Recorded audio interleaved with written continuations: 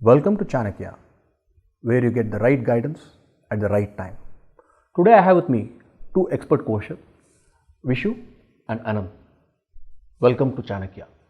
Thank you. Right. Sheron, who is a Scrum Master, has encountered a situation which we'll explore with our experts.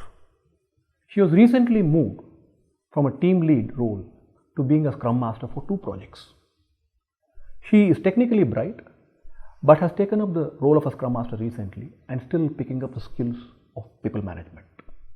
Her manager is all praise for her performance and made her an offer to be the Scrum Master for both.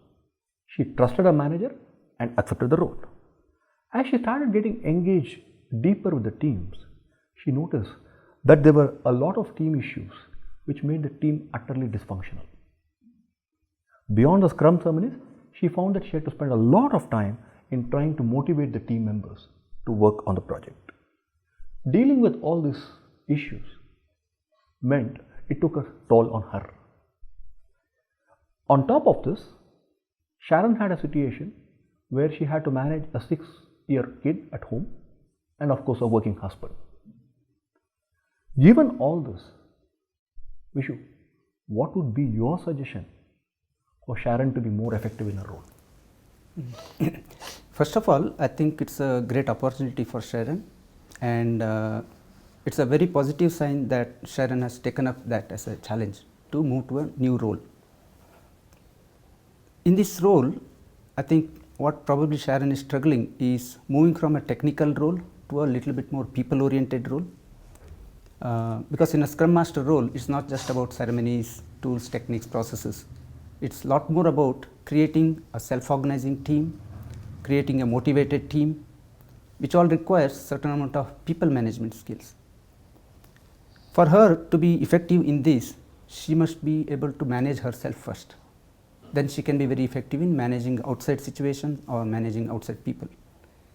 For example, for her to create motivation in the team, she needs to be self-motivated first. So she needs to be energetic. She needs to be enthusiastic. Similarly, for driving these teams to be effective teams, she needs to be proactive by herself.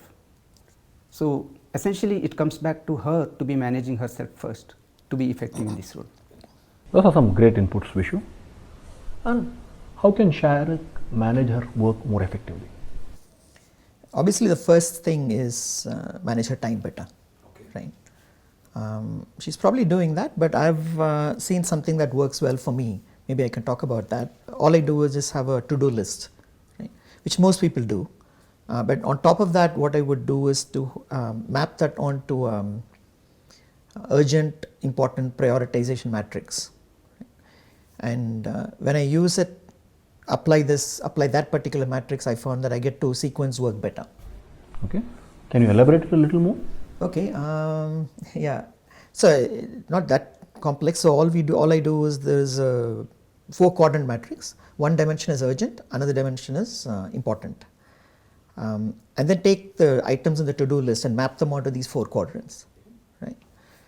And this is something I do, like a everyday morning, my personal stand-up meeting, if you like, just me and myself.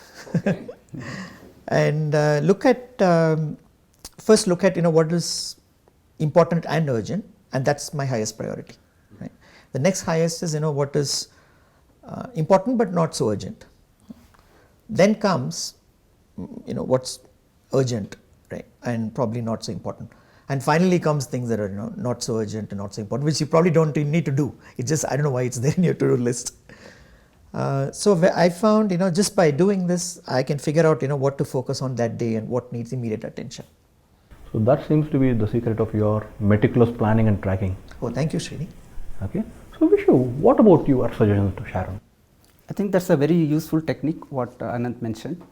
But many times people look at time management and they are not so much focused on energy management.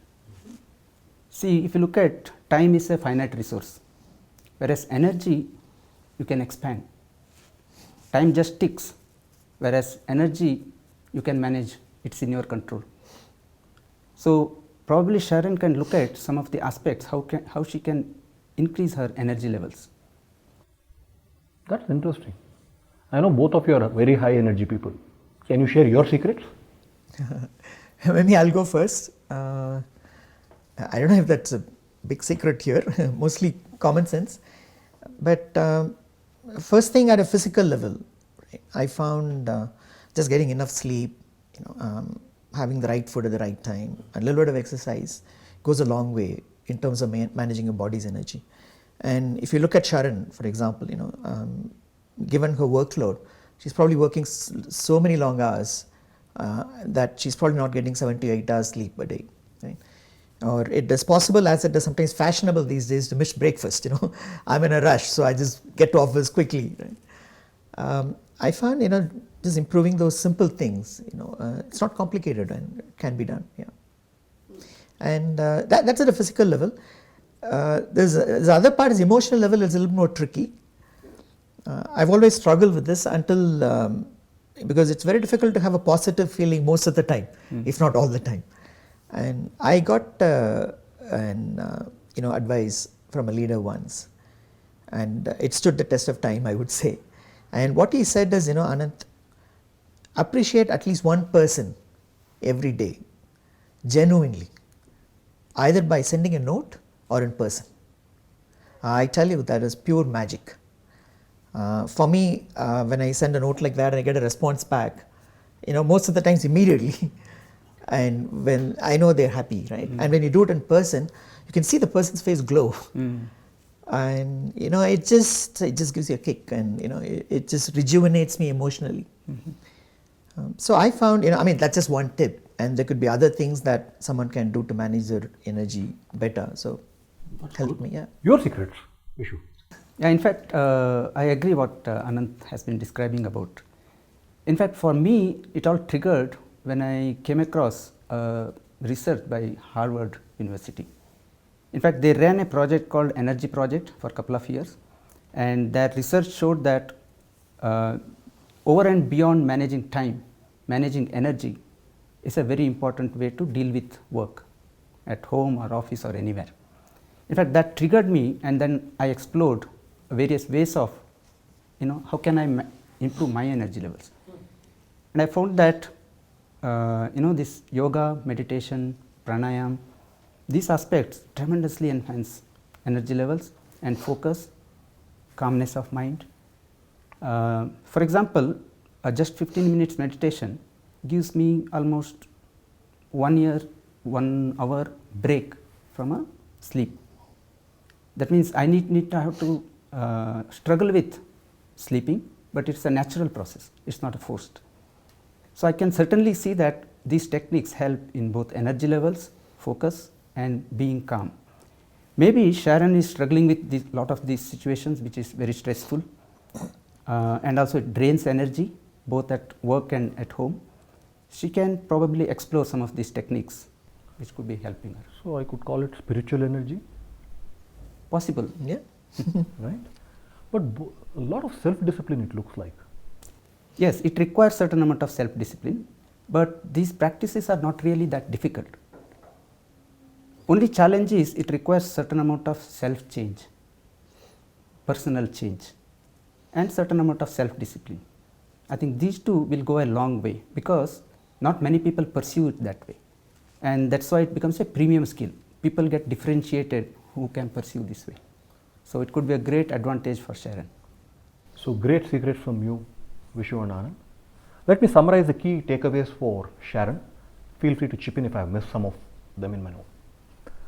To be effective in your role, you need to manage both your time and energy effectively. An urgent, important prioritization matrix can go a long way in helping you ensure that you do the right work at the right time. While time is finite, energy is unbounded, right? And there are practices at the physical and the emotional level and at the spiritual level like yoga, pranayama, meditation, which can help you. Adopting these practices involves personal change and self-discipline. Hope this will help people like Sheron to be far more effective in their role as Scrum Master. Vishu and Ananth, anything more to chip in? No, that sounds about right. Yeah. Yeah, looks apt. Thank you, Vishu and Ananth, for all your valuable insights and secrets. Thank you. I am sure Scrum Masters like Sheron will find these experiential insights from Vishu and Ananth to be very helpful. Thank you for joining us today.